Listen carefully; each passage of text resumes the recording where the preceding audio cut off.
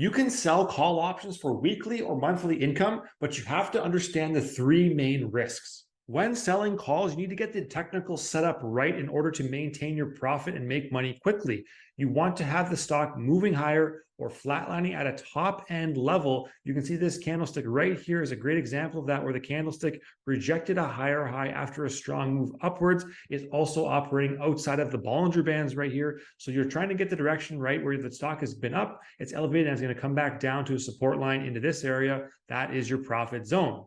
Here's what you need to look at inside your trading platform. You have a choice of expiration dates ranging from anywhere from a week to multiple months out to further out in time, whatever you want to choose. As an option seller, right, you're selling call options. You want to get paid around 1% minimum for taking on the risk of selling your call. And the only two things that could happen at expiration, either the contract's going to expire worthless and you're not going to have to sell any shares, or if the stock price jumps above your strike price here in the middle, then you'll have to sell 100 shares of stock at that given strike price. So if you want to go ahead and target a weekly expiration date, you can do that. For our example with CAT, the current price is at 270. If you wanted to write a call option there at 272 and change, you'd hit just about a 1% return for your trade. And if CAT's stock price was above 272.5 by the expiration date of August 25th, in this example, you would have to then sell 100 shares, but you get paid roughly $240 to enter into that trade and sell that option. Now, there are better stocks to sell options on in different time periods based on volatility. When volatility is high, it makes a lot more sense to sell call options if you already own 100 shares of stock. Case in point, if you had some NVIDIA in your account, earnings are coming out this week, so the elevation and the IV is super jacked up here at 122.7.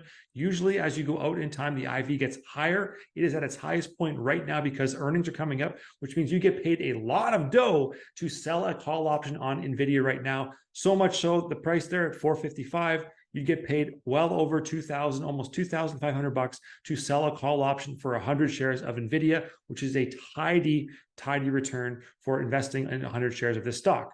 If you wanted to do a weekly expiration, you could, or you could move it out in time and choose a monthly expiration. So if you want to make money every week, every 2 weeks, you just change your expiration date, and the amount of premium that you're getting is going to be relevant to the time that it takes for the trade to complete. As I go further out in time, this area here is getting larger. There's more premium up for grabs because time is increasing. But again, it's not relevant right now because NVIDIA's got so much volatility. This would be the best bang for my buck this trading week for this particular setup. One of the riskiest things you can do when selling call options, though, is to purchase stock right up here at like 475 and change, and then go ahead and sell a call option at 455. You'd be taking a potential $20 per share loss if that were to happen. Because again, if you bought at 475 up here at this line and had to sell at 455, that's a nice little drop in there of about 20 bucks per share, translating into a $2,000 loss overall for your portfolio if you had to sell those calls. So always, always, always the golden rule. If you buy at 475, make sure you go in and sell your call option there at 475. You don't get paid as much premium, but you're not going to lock in a loss in your account, and you can still make a solid return, 1,700 bucks there to sell that call option where you were assigned at 475